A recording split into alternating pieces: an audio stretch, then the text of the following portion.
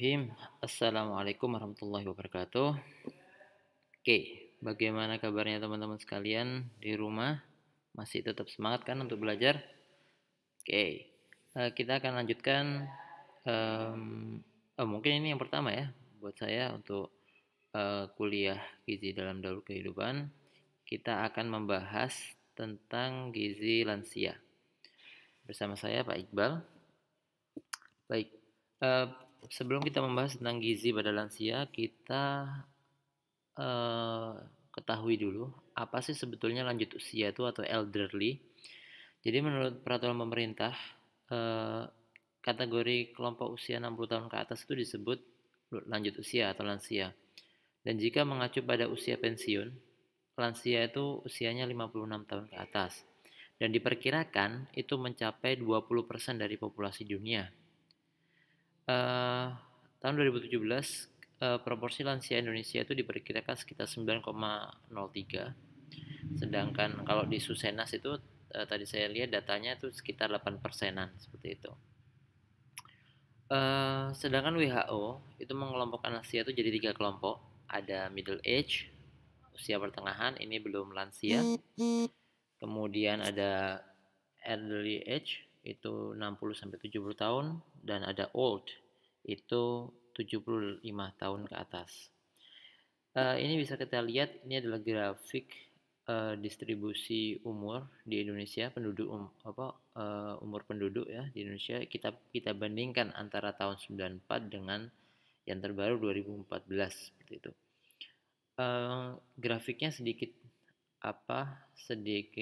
berbeda, di mana pada tahun 94 itu didominasi oleh usia-usia muda ya, usia-usia muda. Jadi kita lihat itu seperti grafiknya, kalau kita lihat seperti piramida terbalik.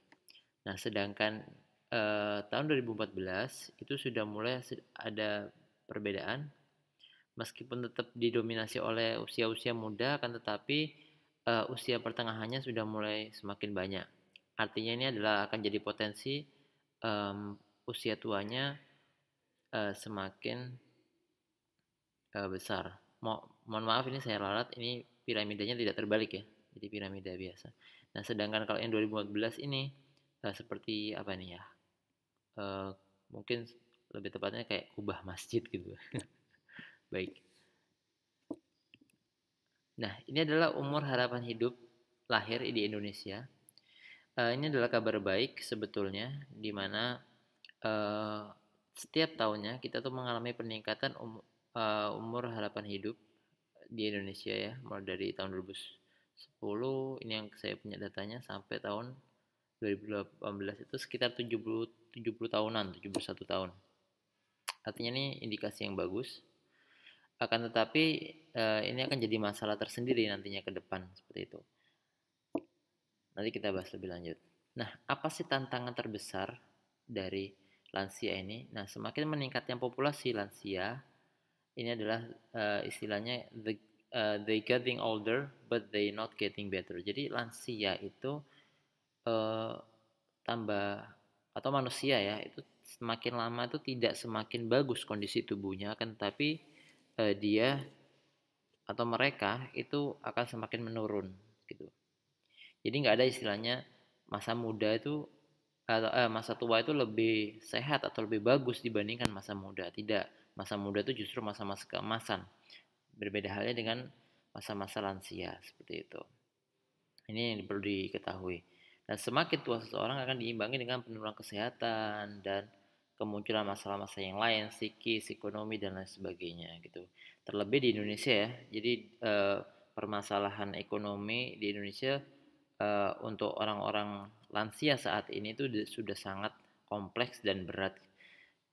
Kenapa? Karena memang menurut data yang saya baca, jadi apa eh, perencanaan keuangan orang-orang Indonesia itu sangat-sangat buruk gitu. Jadi artinya mereka banyak yang tidak mempersiapkan masa-masa pensiunnya dengan baik. Mungkin yang satu-satunya masa pensiun yang baik itu ya mungkin untuk saat ini ya pegawai negeri gitu.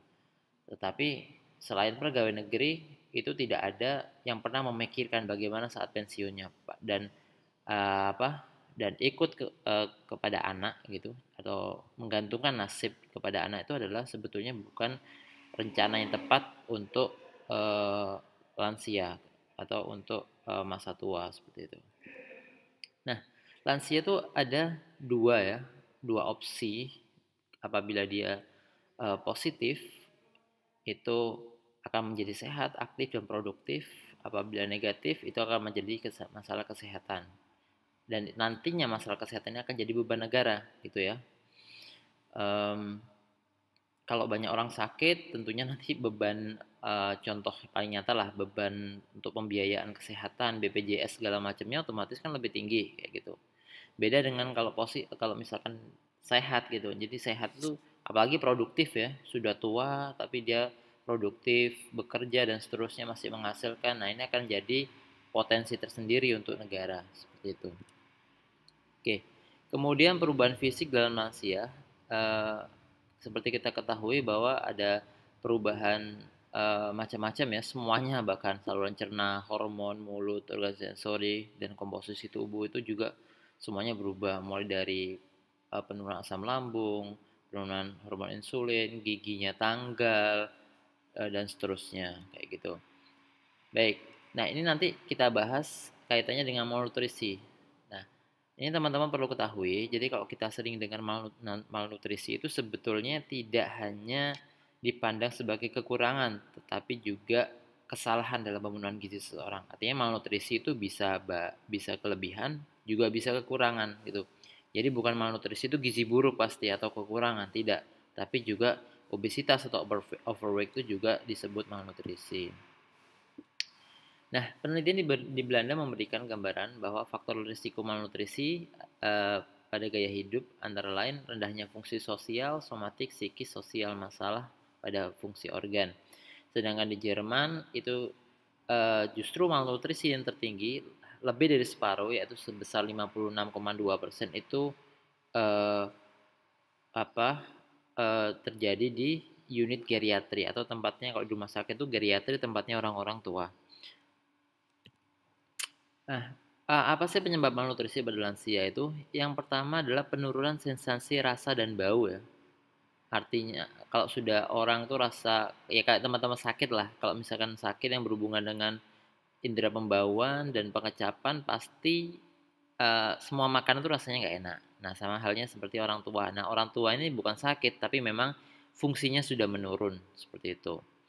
Yang kedua adalah berkurangnya fungsi gigi. Nah, mungkin teman-teman tidak terlalu signifikan ya, karena memang masih lengkap dan masih bagus gitu. Tapi mungkin yang punya gigi berlubang atau yang lainnya itu akan berasa. Nah, ini orang tua jangankan berlubang gitu, gigi aja nggak ada mungkin kayak gitu. Artinya ada kesulitan mengunyah di sini untuk mengkonsumsinya.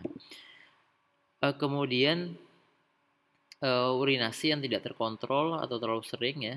Artinya pada lansia ini kebanyakan itu terdapat masalah terhadap eh, apa namanya buang air kecilnya, itu bisa kelebihan atau sering, bisa juga eh, apa namanya juga kurang kayak gitu.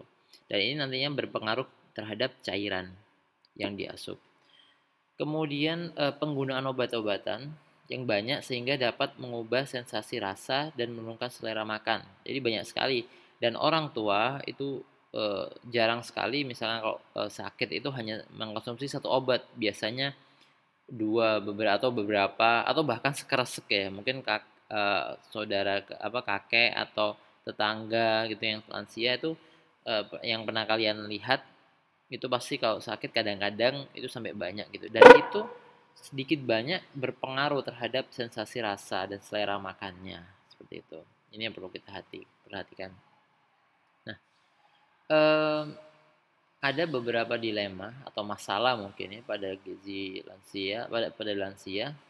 Eh, yang pertama, kalau metabolisme basalnya itu menurun, kebutuhan kalorinya menurun, artinya eh, lansia itu cenderung mengalami kegemukan kayak gitu. Ini bisa memicu maksudnya kegemukan. Sedangkan kalau aktivitas atau kegiatan fisik berkurang, kalori yang dipakai sedikit, itu juga bisa jadi kegemukan. Kalau ekonominya meningkat, konsumsi makan berlebihan juga bisa jadi kegemukan juga. Jadi serba repot. Kalau misalkan giginya tanggal atau bermasalah dengan giginya, akibatnya kesulitan makan yang berserat, jadi cenderung makan makanan yang lunak, sedangkan makanan lunak itu tinggi kalori, juga sama menyebabkan lansia itu cenderung meningkat. Seperti itu, atau kegemukan.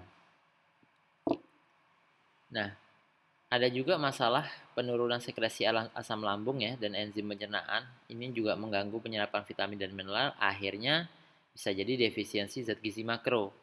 Kemudian permasalahan selanjutnya nomor 6 itu mobilitas usus menurun mengakibatkan susah buang air besar. Nah, sehingga banyak lansia-lansia itu yang wasir dan sering menggunakan obat-obatan atau alkohol. Hal ini dapat menurunkan nafsu makan sehingga menyebabkan kurang gizi. Nah, gangguan kemampuan motorik akibatnya lansia kesulitan untuk menyiapkan makanan sendiri, akhirnya juga kurang gizi. Jadi banyak sekali faktor-faktor itu eh, yang bisa berpengaruh terhadap status gizi. Nah, ini kurang bersosialisasi atau kesepian, menyendiri di dalam kamar, itu juga kurang gizi bisa jadi. Kemudian pendapatan menurun, otomatis konsumsi makanannya juga menurun, itu bisa jadi kurang gizi. Demensia, sering lupa ya, udah makan, makan lagi, akhirnya jadi gemuk. Atau eh, ada pengalaman juga nenek saya tuh dulunya sudah apa namanya belum makan tapi bilangnya sudah gitu, akhirnya berdampak pada kurang gizi dan seterusnya ya. Fungsi pengecapan hilang, maka nggak nafsu makan juga kurang gizi.